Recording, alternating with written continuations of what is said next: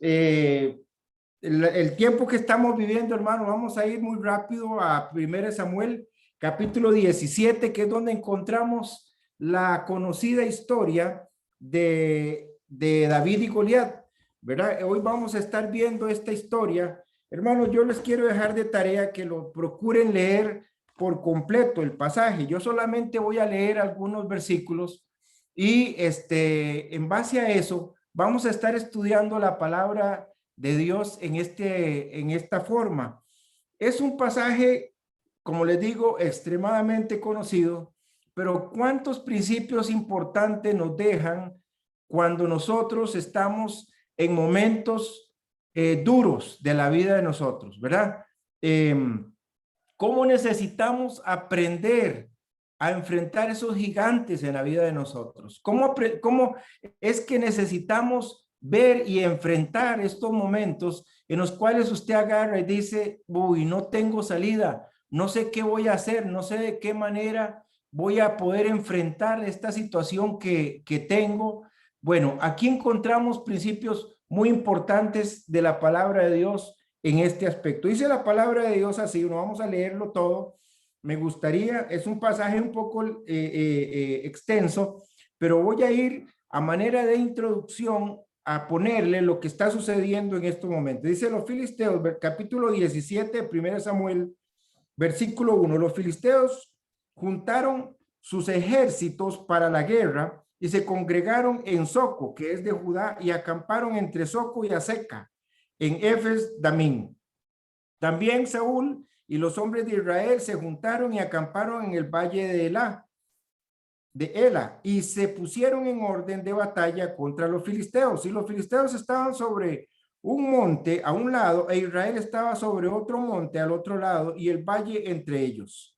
Salió entonces del campamento de los filisteos un paladín, el cual se llamaba Goliat de Gat, y tenía de altura 6 codos y un palmo, medía más o menos 3 metros, más o menos, para que nosotros nos demos una idea. La medida de este fulano medía unos 3 metros, y traía un casco de bronce en su cabeza, y llevaba una cota de malla, y era el peso de la cota 5,000 ciclos de bronce, o sea, más o menos unos 57 kilos. Sobre sus piernas traía grebas de bronce y jabalina de bronce entre sus hombros. El asta de su lanza era como un rodillo de telar, y tenía el hierro de su lanza 600 ciclos de hierro, e iba su escudero delante de él, más o menos unos 7 kilos, para que lo entendamos.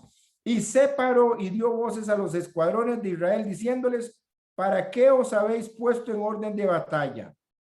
¿No soy yo el filisteo y vosotros los siervos de Saúl?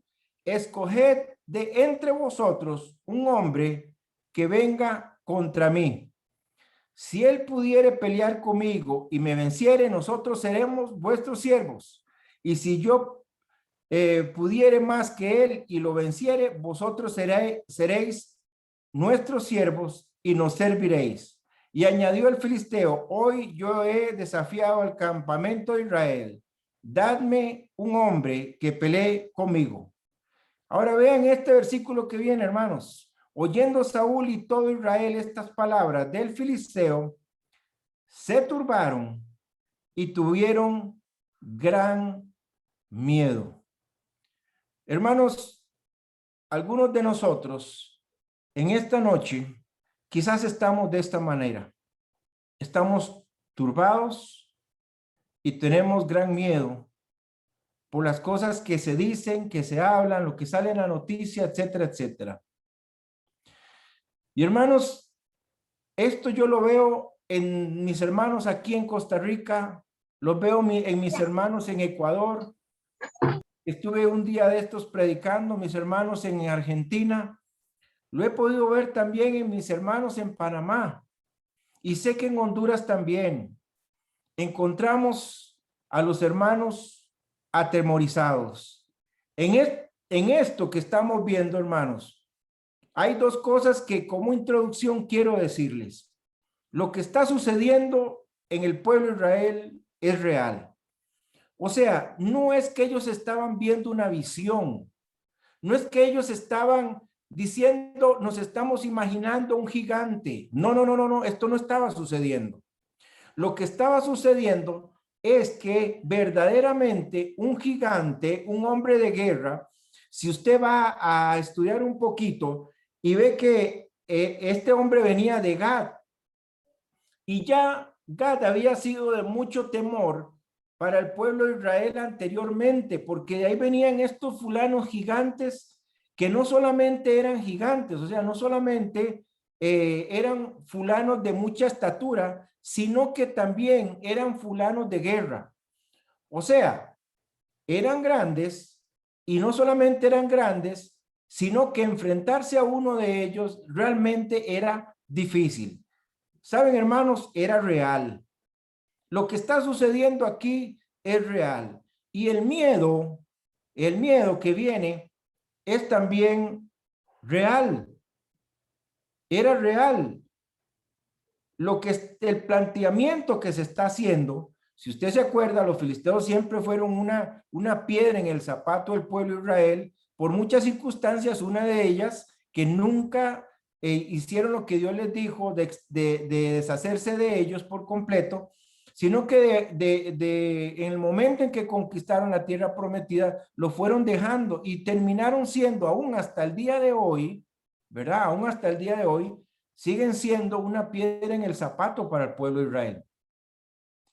El asunto era real. El gigante era real. La pandemia que estamos viviendo, mis hermanos, es real.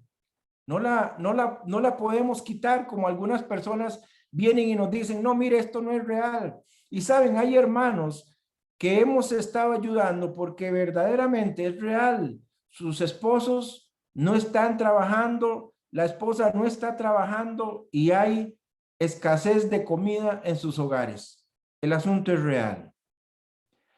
Pero los principios que vamos a ver, mis queridos hermanos, son principios que nos van a decir a nosotros cuál es nuestra perspectiva y cómo nosotros debemos de presentarnos ante esta perspectiva. Y quisiera comenzar con el primer principio. Mi querido hermano, en vez de arrastrar, Y no hay enfrente. más personas ahí. Sí, pero este no quiero. Mira. Escuché ahí algo. ¿Hubo una pregunta o algo, hermanos? ¿No? Ok. En vez de arrastrar, enfrente. En vez de arrastrar, enfrente. ¿Saben, hermanos? Esta es una de las primeras cosas que nos suceden a nosotros. Con cualquier problema, tendemos a agarrar los problemas y tratar de quitarles la cara y empezar a arrastrarlos, arrastrarlos, arrastrarlos, arrastrarlos, y no damos la cara de frente al problema. Es lo que estaba sucediendo aquí. Si usted lo ve ahí en el versículo 11, ya comienza diciéndonos de esta manera lo que ellos hacían. En el versículo 24 dice, y todos los varones de Israel que veían a aquel hombre huían de su presencia y tenían gran temor. Se da cuenta, ellos no enfrentaban, no estaban enfrentando el problema, no lo estaban enfrentando. ¿Qué es lo que estaban haciendo? Estaban tratando de arrastrarlo. Y si usted lo lee, este hombre salía cada día y ellos se hacían como que no era con ellos, porque estaban atemorizados y atemorizados. Y saben, hermanos, si usted lo ve, arrastrar los problemas, arrastrar esas realidades, desgasta más que enfrentar. Dios quiere que nosotros enfrentemos. Hermano, lo que usted está pasando, lo que usted está viviendo, hermano, enfréntelo. Esta es la realidad. Y sabe, hermano, quizás sería muy bueno que usted, a lo mejor con alguno de los ancianos, puede llamar y decir, hermano, quiero decirle que estoy pasando un tiempo muy difícil. Saben que muchos de los hermanos en este tiempo no enfrentan porque hay un orgullo tremendo. No, ¿cómo voy a llamar al pastor y le voy a decir que en mi casa estamos teniendo necesidad? No, lo que hacemos es arrastrar. Saben, hermanos, esto pasa mucho en el matrimonio también. En lugar de venir y sabemos que hay una cosita ahí con mi esposa que está como una espinita, ¿verdad? Ahí, como decimos aquí, chimándonos ahí el pie y lo tenemos entre nosotros dos y ahí está. No, es que no le voy a hablar hoy, le voy a hablar otro día. ¿Saben qué es otro día, hermanos? Cuando sale otro problema que no tiene nada que ver con este.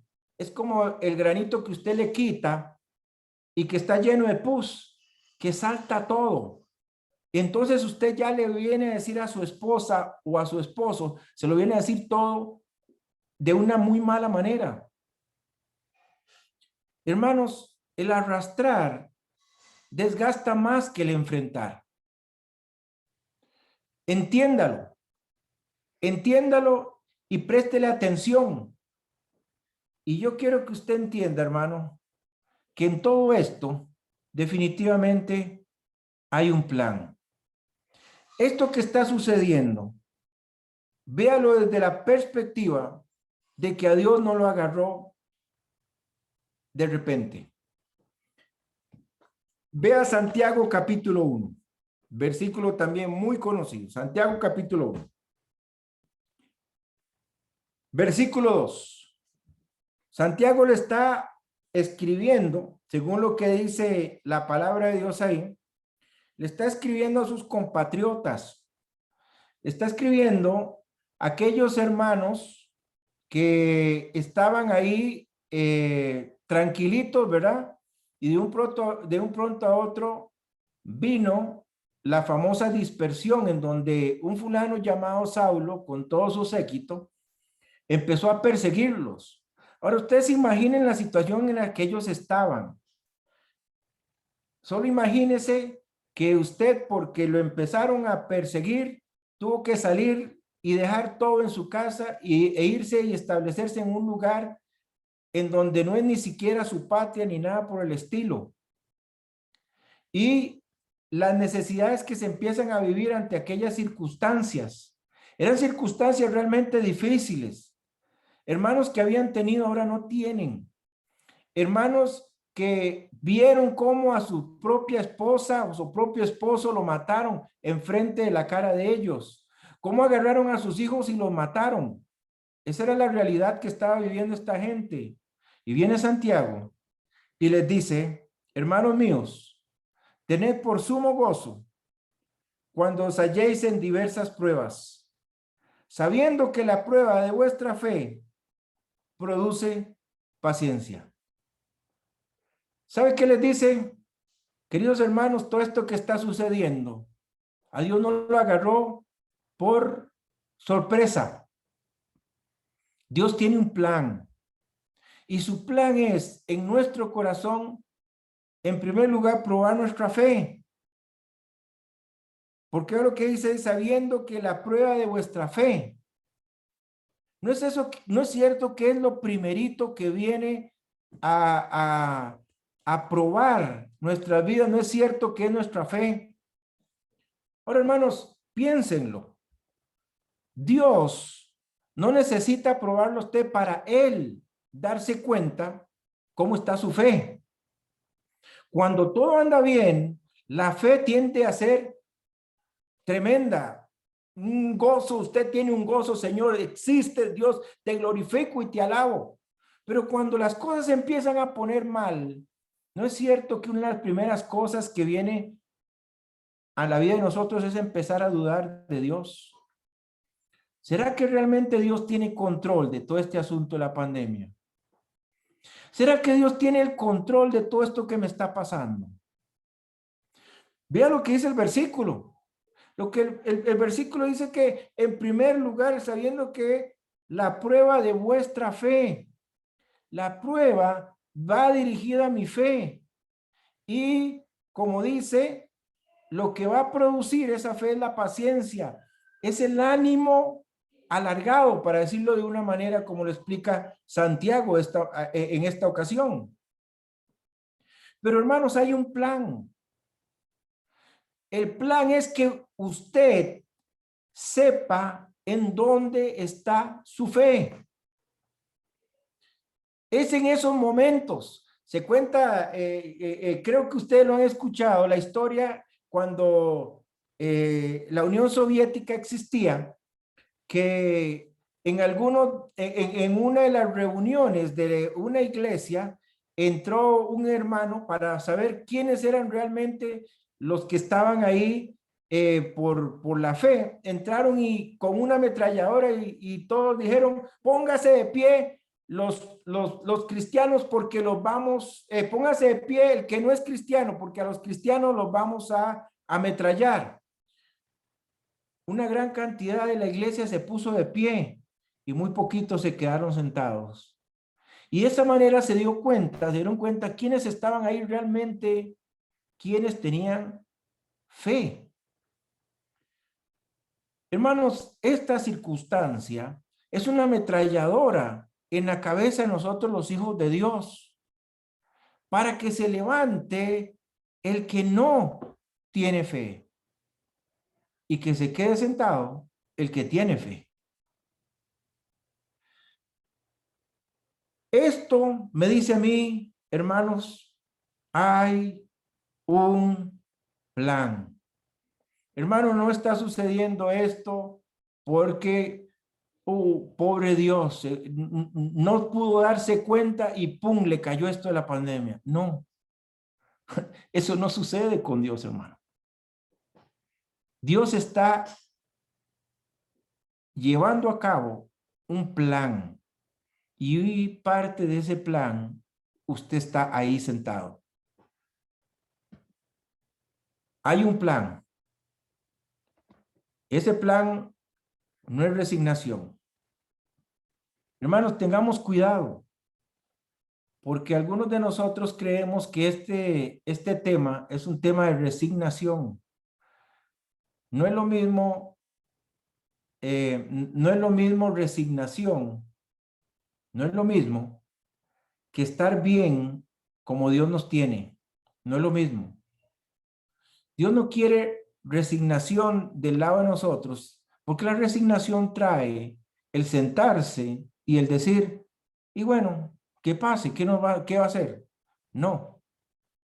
Eso me lleva al segundo punto. El segundo punto, hermanos, es en lugar de resignarse, aproveche. Vamos a ir ahí a la palabra de Dios. Lo leyó el hermano sin que yo me pusiera de acuerdo con él. Efesios capítulo 5, versículo 6. Yo creo que esto, hermanos, trajo en este aspecto sacó a la luz muchas cosas, pero dentro de eso es esto, hermanos. Efesios capítulo 5, versículo 16. Vamos a leer desde el 15. Dice, mirad pues con diligencia cómo andéis, no como necios, sino como sabios. Y dice, aprovechando bien el tiempo, porque los días son malos. Por tanto, no seáis insensatos, o sea, no sean tontos, sino entendidos de cuál sea la voluntad del Señor. Hermano, ¿qué está haciendo usted para aprovechar este tiempo de prueba? ¿Qué está haciendo usted delante de este gigante que ciertamente es real? ¿Qué está haciendo? Saben que solamente en Estados Unidos, en Netflix se han consumido 248,000 millones de horas en frente de la televisión, solamente en Estados Unidos. Saben que algunos de nosotros, hermanos, hemos pasado más viendo tele que leyendo la palabra de Dios en este tiempo especial, en donde hemos tenido que estar encerrados. ¿Cuántas horas podríamos sacar de su casa? 30, 40 horas esta semana, o quizás podría contarlas con las manos, 5 o 6 horas en la presencia del Señor. Hermanos, aproveche este tiempo en el cual hemos tenido que estar así. La idea de Dios es aproveche.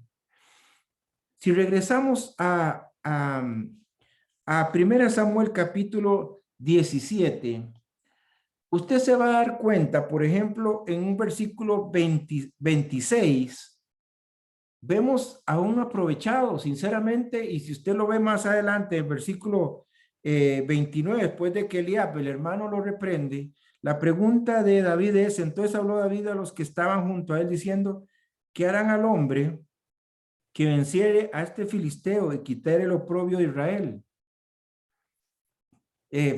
Dígame, ¿qué provecho hay para el fulano que vaya a hacer algo a este fulano?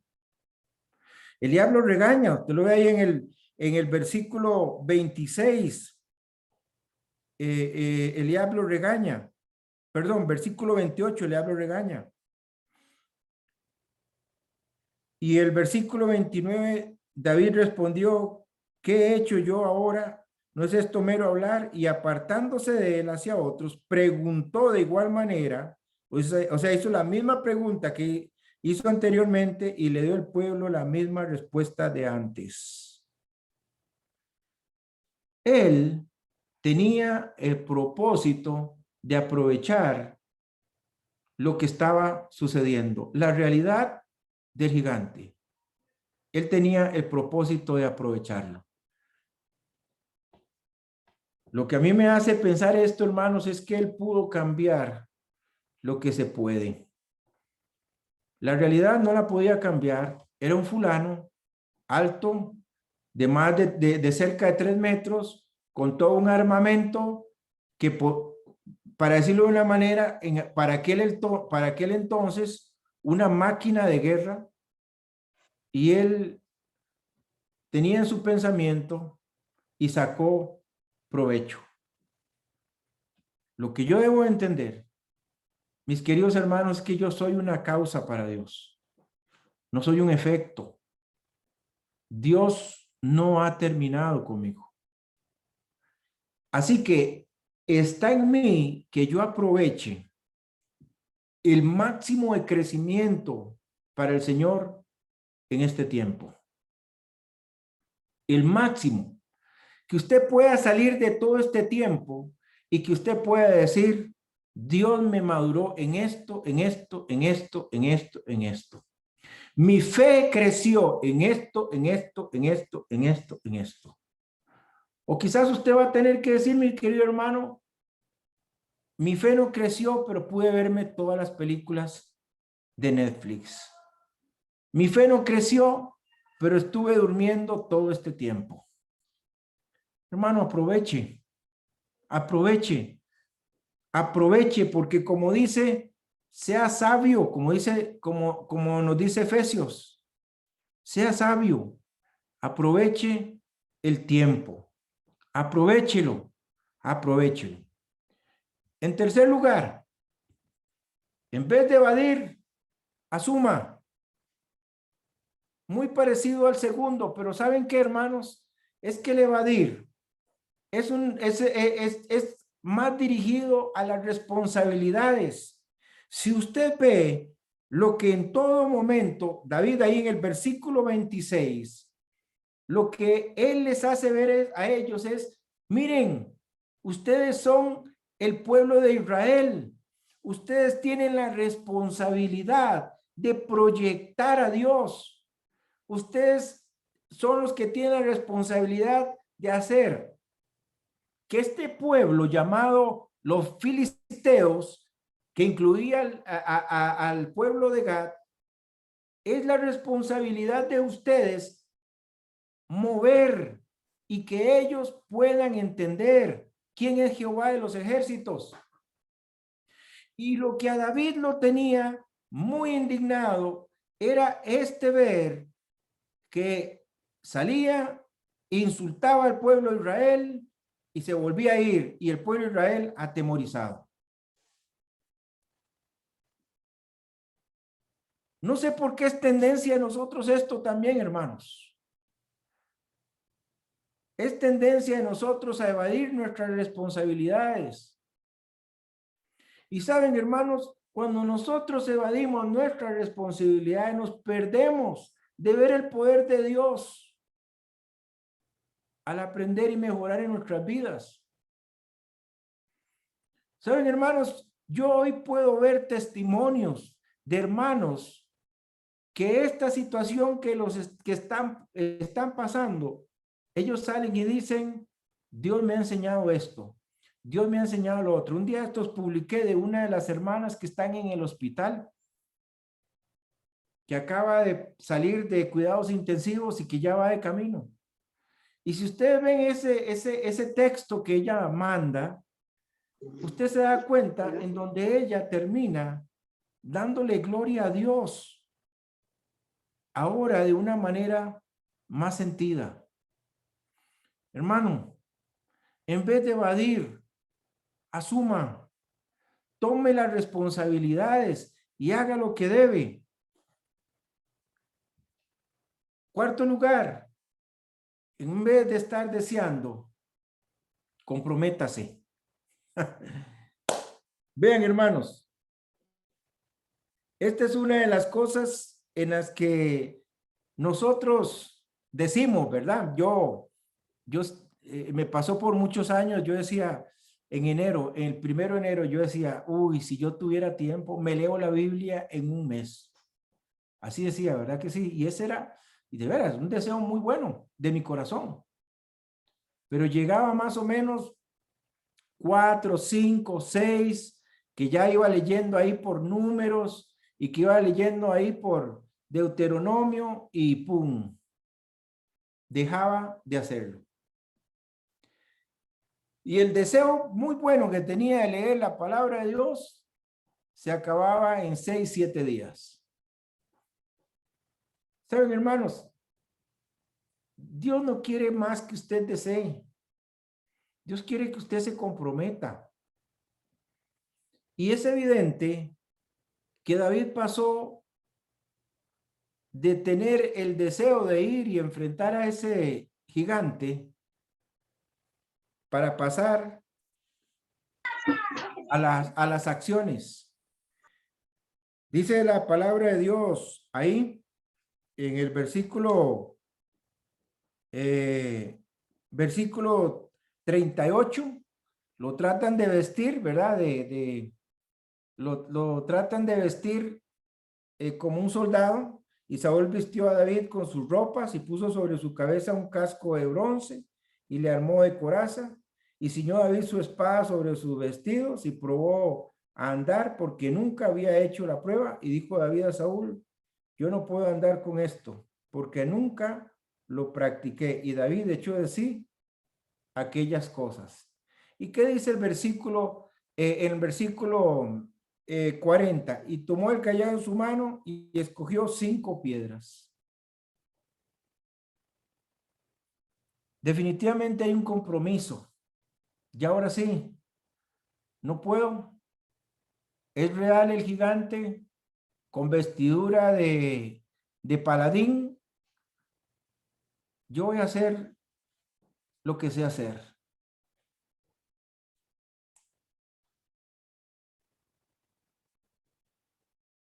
Queridos hermanos, debo de acompañar el deseo con el compromiso.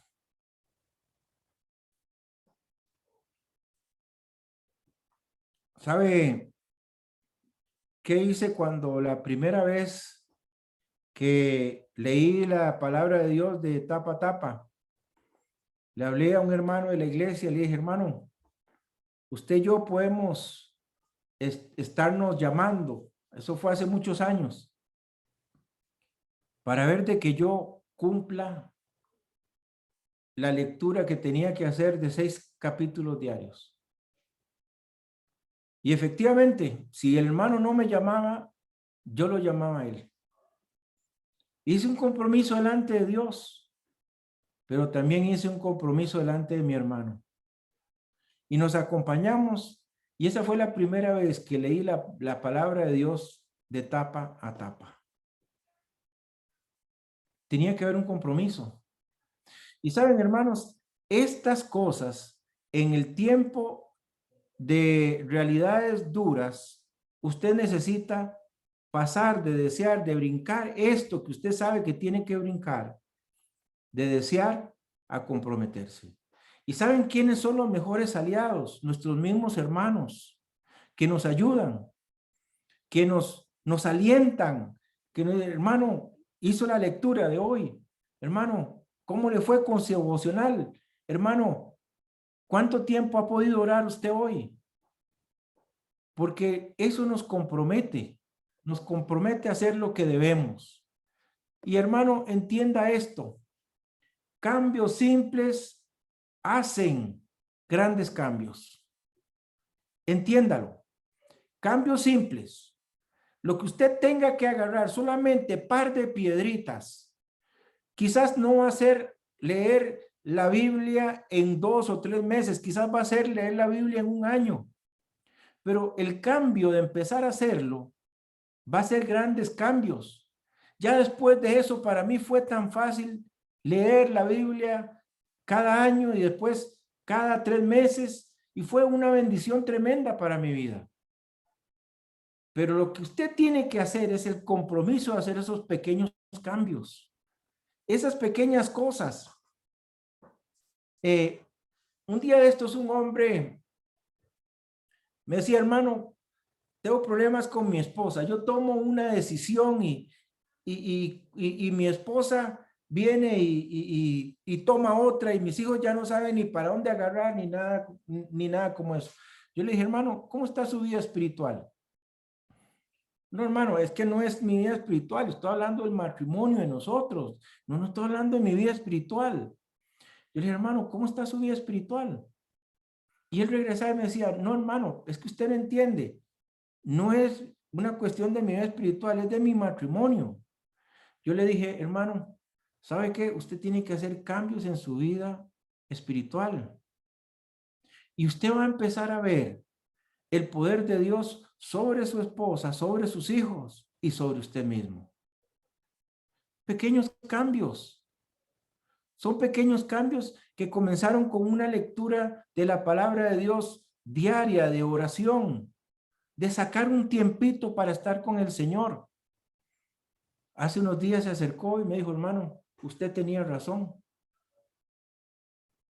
Mi esposa me dijo que empezó a confiar más en mí porque empezó a darse cuenta que yo pensaba más como la Biblia. Y fue un compromiso que aparentemente no tenía nada que ver con su matrimonio, aparentemente. Pero ese pequeño cambio hizo un gran cambio. Y Dios quiere, hermano, que usted deje de desear tener, por ejemplo, un buen matrimonio y que comience a comprometerse para tener un matrimonio exitoso. Pero comienza con compromiso, con cambios pequeños. Quinto lugar, en vez de preocuparse, ocúpese. En vez de preocuparse, ocúpese. Vemos en David, en el versículo 45. Vea lo que dice David. Qué hermoso este versículo, hermano. Subráyelo. Tú vienes a mí con espada y lanza y jabalina. Gloria a Dios. Este versículo me encanta. Dice, tú vienes a mí con espada, lanza y jabalina, mas yo vengo a ti en el nombre de Jehová de los ejércitos.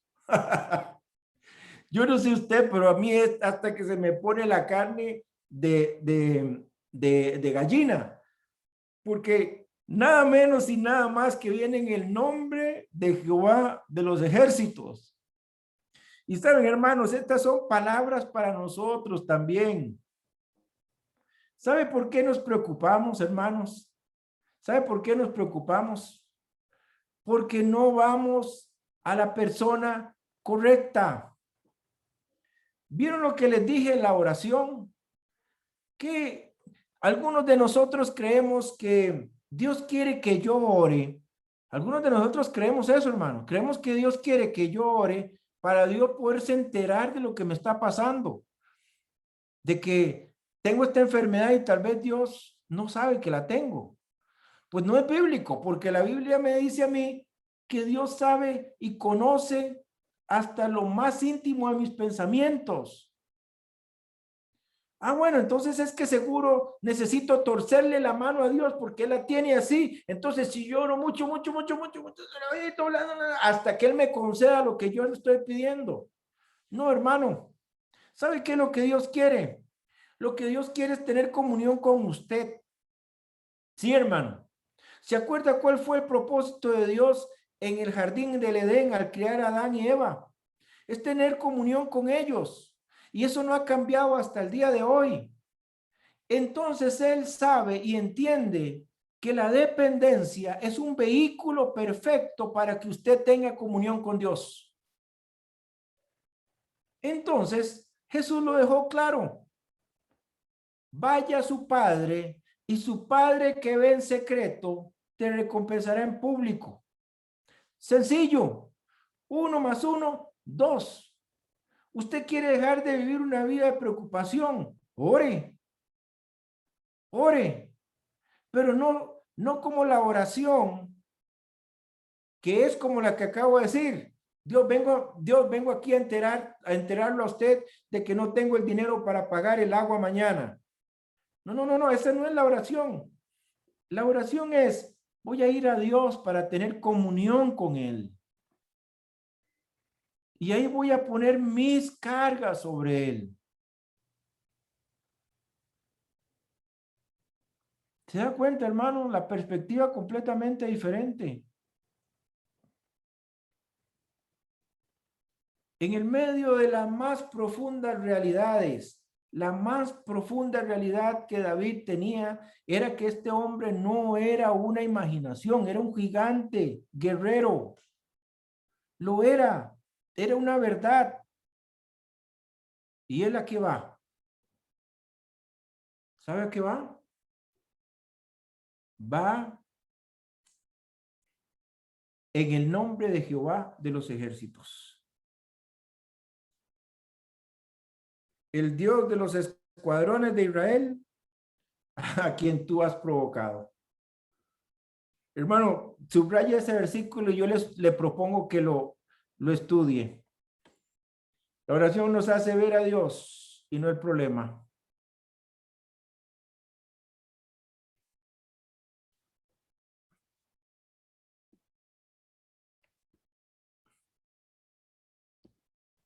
Sexto, en vez de ignorar, agradezca. Hermanos, miren, los problemas nos hacen olvidarnos de un montón de cosas. Si usted ve a David, lo hizo, esta situación lo hace recordarse a él de cuántas veces, lo vemos en el versículo 34 en adelante, en donde él le recuerda, él se recuerda cuando estaba cuidando las ovejas de su papá y venía un oso y venía un león y cómo él enfrentaba. Lo hace acordarse de esas cosas. El problema le hizo olvidar, los problemas le hizo olvidar a Israel un montón de veces quién era Jehová. ¿Se acuerda usted? ¿Se acuerda usted de cuántas veces Dios les dio de comer? ¿Y se acuerda cómo comienza el problema con el pueblo de Israel cuando ellos empiezan a desear la oye carne de Egipto? Porque se olvidaron de que Dios les había provisto mucho tiempo hasta el lugar hasta donde habían llegado. Y saben, hermanos, es porque los problemas nos tienden a hacer olvidar lo que Dios ha hecho en la vida de nosotros. Estoy seguro que si yo les pido a alguno de ustedes, levánteme la mano, hermano, y cuénteme algo que usted pudo ver la mano de Dios en su vida. Hace unos años, hace 2 años, 3 años o 4 años. Estoy seguro que usted no podría parar de decirme. En medio de una enfermedad, en el medio de un problema. Pero ¿qué pasó? El Dios de aquel momento no es el mismo Dios hoy, es otro Dios, más débil, que no puede hacer lo que tiene que hacer. No, hermano, es el mismo Dios. El agradecimiento, la gratitud combate la desesperanza, me conecta con la abundancia y la plenitud de Dios, el agradecimiento. Esto es un corazón agradecido. Esto es un corazón agradecido. Vuelve a ver para atrás, no para quejarse, sino vuelve a ver para atrás para darse cuenta, Señor, gracias, porque hasta este momento me tienes aquí. ¿Se acuerda de Benecer? Hasta aquí nos has ayudado. Hasta aquí nos has ayudado. Y saben, hermanos, hasta aquí Dios nos ha ayudado. Ya necesito terminar. Número 7. No es muy difícil este. En vez de desconfiar, confíe. Dios es más grande que cualquier problema. Las circunstancias, mis queridos hermanos, las circunstancias no son permanentes. Dios nos prometió triunfo y victoria. ¿Saben, hermanos? Mi papá fue ateo toda su vida. Hace unos años él aceptó a Cristo y fue un cambio. Empezó a leer la palabra de Dios y a orar. Fue una bendición para mí porque los últimos tiempos lo tuve que cuidar. Los domingos y los lunes lo tenía que cuidar. Bañarlo, ayudarlo para que se bañara. Bueno, diferentes cosas. Pero ¿saben una cosa, hermanos? Él me dijo en una oportunidad, me dijo, hijo, ¿sabe qué? Esta enfermedad que tengo se va a acabar un día de estos. Se va a acabar. Porque no hay mal eterno.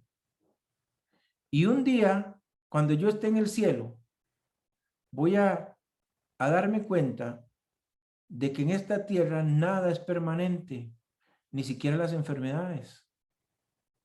Y saben, hermanos, yo me pongo a pensar, quiere decir que esto es totalmente cierto.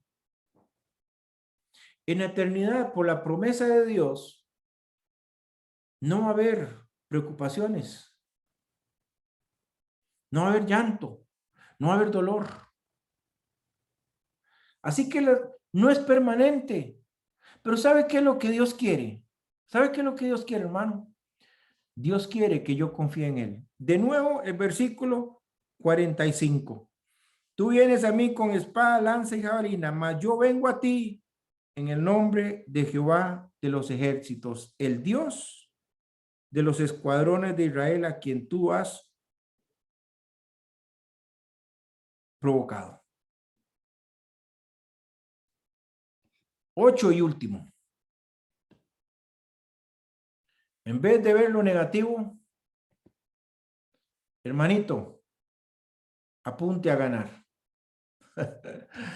En vez de estar sentado como los otros, miren, anoche me acosté imaginando la situación esta que estaba pasando Israel. Y yo les sugiero que ustedes lo hagan, se acuesten hoy pensando, teniendo muy en claro el versículo 45. Pero yo me imagino al hermano de David que se llamaba Eliab, que lo regañó, que le dijo, hey, ¿usted qué está haciendo aquí? Usted debería estar cuidando las ovejas de mi papá. ¿Qué anda haciendo por aquí? Yo ya lo conozco a usted. Así fue como le dijo. Y yo me lo imaginaba cuando él veía a David, que agarra el par de piedrillas, que se quita todo las cosas de guerra y agarra el par de piedrillas y la lanzadera. Yo me los imagino a todo el pueblo de Israel con la cabeza inclinada así. Algunos levantaban seguro apenas para ver cuándo el gigante le iba a dar con la espada y lo iba a hacer añicos en 2 momentos. Me los imagino así.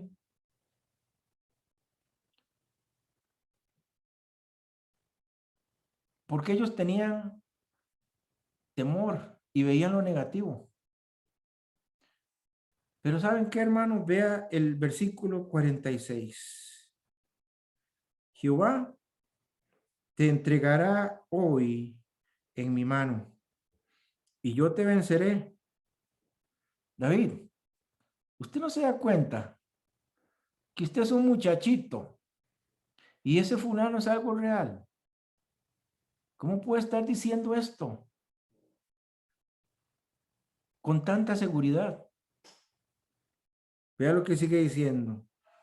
Y te cortaré la cabeza y daré hoy los cuerpos de los filisteos a las aves del cielo y a las bestias de la tierra. Y toda la tierra sabrá que hay Dios en Israel. Apuntó a ganar. Se hizo acompañar de Dios y apuntó a ganar. Y vea el versículo 47. Aquellos que estaban con la cabeza inclinada, nada más viendo el desenlace, que tal vez usted y yo estaríamos en la misma circunstancia, porque aquí no existe nada irreal y la realidad era que David iba a ser majado como un ratón. Dice el versículo 47, y sabrá toda esta congregación que Jehová nos salva con espada y con lanza, porque de Jehová es la batalla, y él os entregará en nuestras manos. Gloria a Dios. Qué versículo más hermoso. Hermano, yo quiero motivarlo terminando. Lo que sucede está bajo el control de Dios. El temor nos hace ver lo grande del gigante. ¿Saben qué es mejor ver? Lo grande que es Dios. Y hermano, yo quiero motivarle para que al final de este tiempo usted pueda salir victorioso como sucedió con David. Pero victorioso a la manera del versículo 47. Victorioso a la manera que la gente pueda ver en usted de que para Dios lo que para nosotros es imposible, irreal, para Dios es absolutamente real. Hermano, yo puedo dar testimonio de momentos en los cuales yo he sido testigo de que lo milagroso de Dios viene en el momento oportuno en la vida de nosotros. Y nosotros, sus hijos, podemos esperar eso. Porque el gigante era real. El gigante medía 3 metros. Era un hombre de guerra y vestido como hombre de guerra. Era real. Pero él iba en el nombre de Jehová. Y el nombre de Jehová de los ejércitos. ¿Sabe, hermano? Empiece a enfrentar lo real que parece imposible de saltar. Empiécelo a enfrentar en el nombre de Jehová de los ejércitos. No lo digo como los carismáticos. No lo digo como las iglesias pentecostales. No lo digo de esa forma, en donde para ellos un saco puede tumbar un poco de personas. No. Se lo digo a la forma de Dios, en los triunfos que usted está necesitando empezar a tener. Empezando a enfrentar, empezando a agradecer, empezando a orar, empezando a gastar tiempo y aprovechando el tiempo como una persona sensata, como dice Efesios. Así es como se enfrenta las realidades duras. Y al final que los demás puedan ver, Jehová es. Jehová es. Y sigue siendo y sigue teniendo el control. Oremos, amados hermanos. Padre eterno, te damos muchas gracias porque es claro que tú no has perdido el control en nada de nuestras vidas individuales. Yo sé que en estos momentos estás viendo a cada uno de mis hermanos ahí donde están. Conoces bien lo que cada uno está viviendo y sabes bien lo que cada uno de nosotros tenemos que hacer. Padre, ayúdame y ayúdanos a descansar en ti, a confiar en ti absolutamente. Y en este tiempo difícil y en cualquier otro tiempo, que nosotros salgamos victoriosos, como es tu voluntad, que nosotros vivamos.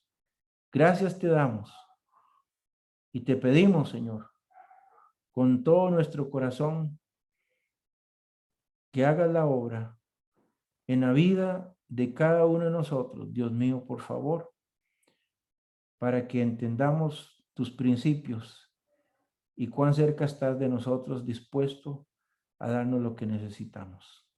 Gracias en el nombre de tu Hijo Cristo Jesús. Amén.